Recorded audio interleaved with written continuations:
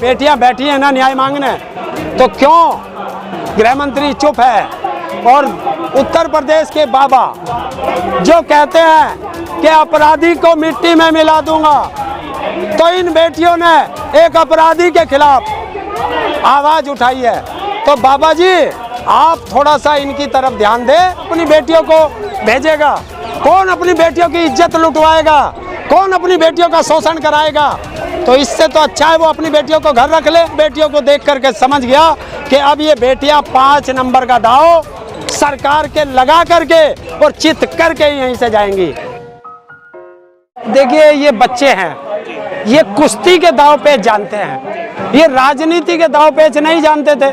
तो इन्होंने तो सोचा देश का प्रधानमंत्री है, देश का मंत्री है, वो जो आश्वासन दे रहा है उस पर कार्रवाई होगी, तो राजनीति कर दी बच्चों के साथ। तो इस बार बच्चे आकर के बैठे हैं और देश को देखना चाहिए कि ये देश की वो जनता जब वो है, आन बान शान है। जब देश के लिए मेडल लाते हैं तो देश का बच्चे से लेकर बूढ़े तक का सीना चौड़ा हो जाता है। और आज वही सीना चौड़ा करने वाले जब सड़कों पे बैठ के रोते हैं और हमारी वो आन बान शान सड़कों पे सोती है, तो दिल दुखता है।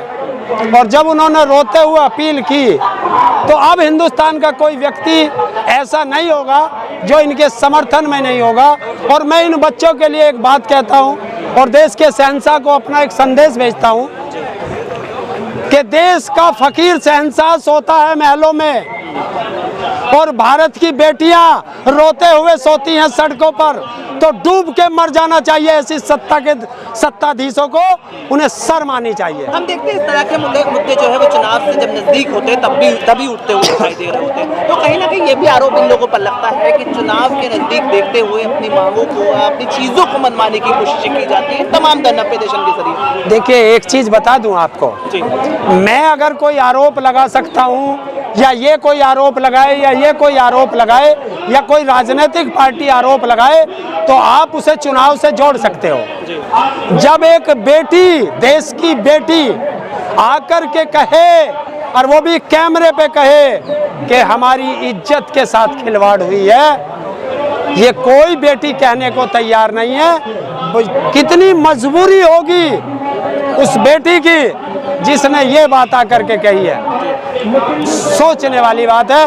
और जो ये राजनीति की बात करते हैं वो देश के गद्दार लोग होंगे जो इन खिलाड़ियों पे आकर के ऐसे इल्जाम लगाता होगा। जिन बेटियों ने आरोप लगाए हैं उन्हीं में से एक बेटी की बहन बीजेपी की नेता भी है, लेकिन कोई बयान नहीं आता है। तो ये कैसी राजनीति है कि एक को मजबूर होना पड़ रहा है और दूसरी मजबूत होने के बाद चुप है? देखिए फोगाट की मैं बात कर रहा हूँ, बबीता फोगाट की मैं बात कर रहा हूँ। मैं यही तो कहता हूँ, जिस दिन आप लोग का मतलब देश की जनता ये समझ जाएगी, उस दिन इस देश का कायाकल्प हो जाएगा कि बेटियों के लिए कोई राजनीति नहीं होनी चाहिए। बेटी ऐसी मेरी है, ऐसी देश के राजा की है और ऐसी देश के राष्ट्रपति की है। हमने देखा कि जिन लोगों पर, जिन मामलों में यौन उत्पीड़न की जो बात आई है, सेक्सुअल हरासमेंट की जो बात आई है, उनमें से एक नाबालिग होने की भी बात आ रही है, लेकिन अब तक FIR नहीं दर्ज हुई है। दिल्ली में FIR। देखिए देश का गृह मंत्री कहता है कि बेटियां रात को गहने पहनकर भी सड़कों पे घूम जाएं, कोई उसकी तरफ आंख नहीं उठा सकता।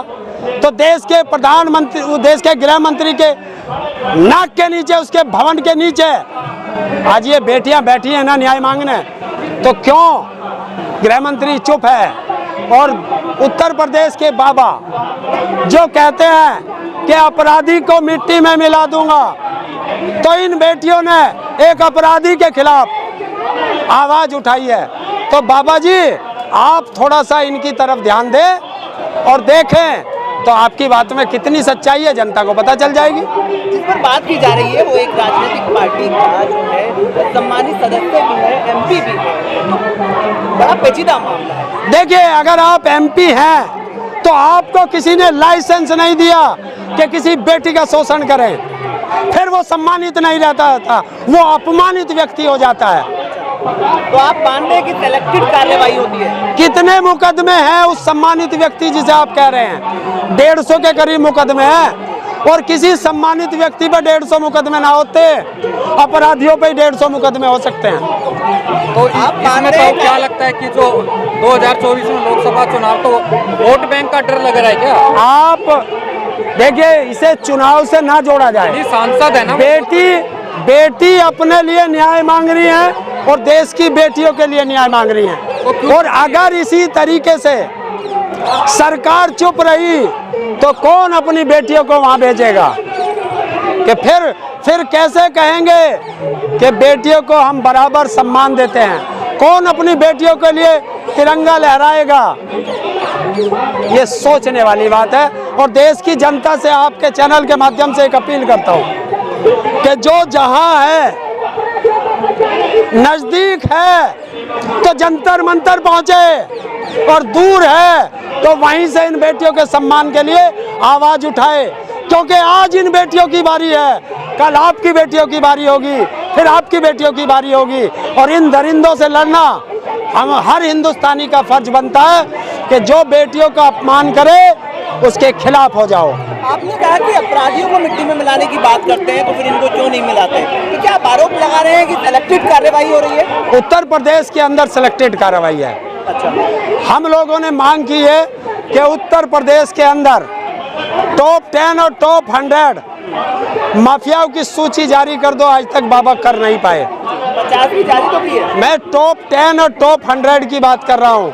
मैं ये नहीं कह रहा 50 की करो, 100 की करो, टॉप 10। और जिस दिन टॉप 10 आएंगे सारे बीजेपी वाले आएंगे। आप देख रहे हो कि बाबा चिन्मयानंद से भी मुकदमे वापस लेने की तैयारी कर रहे हैं। जैसे कि आपने कहा कि यहाँ पर बेटियों का आंदोलन को लेकर, ये पुरुष प्रधान देश है, तो इस सरकार में क्या बेटियों को न्याय मिलेगा? ये खिलाड़ी बेटियों को न्याय मिलेगा? देखिए, न्याय तो हम लेकर के रहेंगे। यदि आपने कहा न्याय लेकर रहेंगे, तो इतने दिन से प्रशासन केस नजर नहीं आ रही है। इतने दिन से प्रशासन केस क्यों नहीं दर्ज कर रहा है? देखिए, प्रशासन इसलिए नहीं कर रहा, जब राजा तेल डाल के कानों में सो जाए और गृह मंत्री चुनाव में बिजी हो जाए तो इन बेटियों को कौन न्याय देगा? तो इसलिए देश की हर जनता को, क्योंकि आज इन बेटियों की बारी है, कल हमारी बेटियों की बारी है, फिर आपकी बेटियों की बारी है। तो इस तरीके से मेडल जो आ रहे हैं, महिलाएं जो बेटियां जो मेडल लेकर आ रही हैं विदेश से, तो मेडल आना तो बंद हो जाएगा। यही तो मैं कह रहा हूँ, कौन अपनी बेटियों को भेजेगा? कौन अपनी बेटियों की इज्जत लुटवाएगा? कौन अपनी बेटियों का शोषण कराएगा? तो इससे तो अच्छा है वो अपनी बेटियों को घर रख ले। और हम अपनी बेटियों को घर में क्यों रखें? अगर दरिंदा है तो दरिंदे को दरिंदा कहा जाएगा। ये देश की जनता का सवाल है। आपने कहा कि इंसाफ होकर रहेगा और अपनी जो मांगे वो मंगवा कर रहेंगे। 3 महीने तो हो चुके हैं तकरीबन। जनवरी में ये लोग पहली बार आए थे, अभी अप्रैल है, 3 महीने बीत चुके हैं। अब तक चुप्पी है तमाम लोगों की। 3 महीने पहले ये बच्चे नहीं जानते थे, ये जानते थे कि हमें 5 नंबर का दांव कैसे लगाना है, हमें 3 नंबर का दांव कैसे लगाना है। लेकिन इन्हें नहीं पता था कि जो ये चमचमाती कोठी में बैठे हैं लुटियन जोन में, ये कौन सा राजनीति का दांव लगा देंगे, और उन्होंने लगा दिया। अब ये बच्चे जब उठेंगे, जब अपराधी जेल के अंदर होगा और इनकी एफआईआर यहीं से शुरू होगी। अच्छा, एफआईआर की आपने बात की, अभी थोड़ी देर पहले सुप्रीम कोर्ट ने नोटिस जारी किया है कि एफआईआर फौरन होनी चाहिए। सुप्रीम कोर्ट को छोटी छोटी एफआईआर, मतलब इतना संगीन मामला है तो सुप्रीम कोर्ट को इन मामलों में आना पड़ रहा है। पुलिस कहाँ है? देखिए, मैं सुप्रीम कोर्ट के चीफ जस्टिस चंद्रचूड़ जी को धन्यवाद देता हूं कि देश में संविधान को बचाने के लिए एक जज ऐसा है जिसकी रीढ़ की हड्डी मजबूत है। वरना रीढ़ की हड्डी ना किसी में, सबकी खत्म हो गई थी। हमने देखा ना कि एक चीफ जस्टिस रिटायर होता है, संसद में जाके बैठ जाता है। एक चीफ जस्टिस रिटायर होता है तो वो जाके गवर्नर बन जाता है। एक रिटायर होता है तो किसी संस्थान का अध्यक्ष बन जाता है। तो न्यायपालिका से जो जनता का विश्वास उठ रहा था, चंद्रचूड़ जी के आने से जनता का वो विश्वास पुख्ता हुआ है। अच्छा, इस वक्त जो अपोजिशन है वो बहुत मुखर नजर आ रहा है। एक तरफ सत्तेपाल जी होते हैं तो दूसरी तरफ पहलवान होते हैं। क्या 2024 की तैयारी करनी है? देखिए, चुनाव की जगह रहेगा।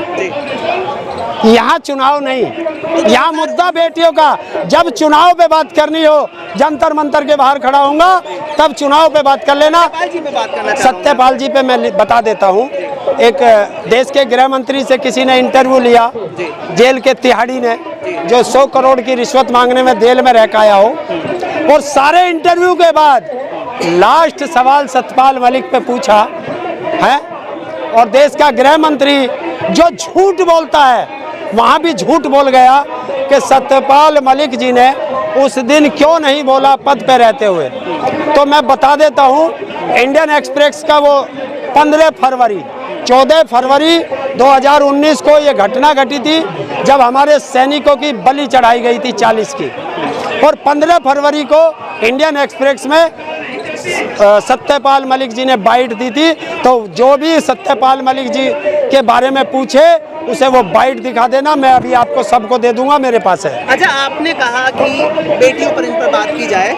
कल जिस तरह से इन्होंने रोककर अपील की, पिछली बार मना कर रहे थे ये यहाँ मत आइए, इस बार अपील कर रहे हैं कि सब लोग आइए। खाप पंचायतों से भी अपील की है, तो क्या खाप पंचायतें आ रही हैं? क्या आप लोग, क्योंकि किसान संगठन से आप हैं, तो क्या अब किसान संगठन भी आ रहे हैं? देखिए, बात किसान खाप पंचायत की नहीं, किसान संगठन की नहीं, बात है देश की बेटियों की। और बेटी किसी की भी हो, महिला पहलवानों की बात, किसी की भी हो, और ये तो आन बान शान है। ये तो विदेशों में जब तिरंगा लहराते हैं, वो चाहे रेसलर कोई भी हो, किसी भी फील्ड का खिलाड़ी हो, उस दिन मेरा भी सीना चौड़ा हो जाता है कि मैं जानता नहीं कि 5 नंबर का दांव कैसे लगेगा। पर आज मैं इन बेटियों को देख करके समझ गया कि अब ये बेटियां 5 नंबर का दांव सरकार के लगा करके और चित करके यहीं से जाएंगी। खबरों में बने रहने के लिए फोरम 4 को सब्सक्राइब करें और नोटिफिकेशन पाने के लिए बेल आइकन दबाएं।